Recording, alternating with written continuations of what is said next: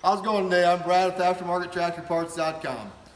Today we're doing an injection pump on a John Deere 2030 tractor. There are two styles of injection pumps on a John Deere 2030, a Roost Master and a CAV. This is the CAV or the cab pump, okay? So the directions I give you are not for both, they're just for this one. The biggest question with doing one of these is how do you time it? Luckily with this CAV pump, there is no engine timing necessary.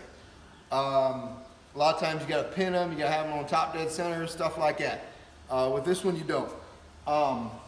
The best thing about it is that. So on the front of this, there's a pin, and there's 3 bolts. Or there's not a pin, there's a slot. So the gear on the front of the timing has a hole, a pin that goes in the slot, and there's 3 bolts to hold that to the injection pump. So you'll have to take in 3 bolts out.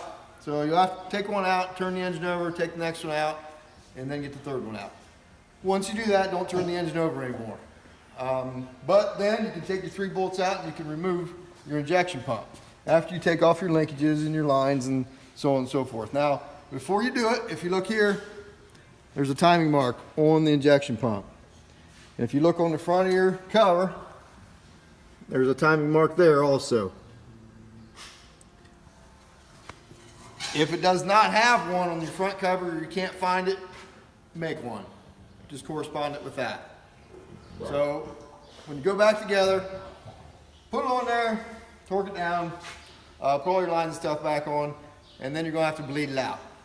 With the CAV pump, right here's your bleed screw. So pump your transfer pump up till you get fuel coming out of there. If you don't do that, you're going to take forever to start this sucker.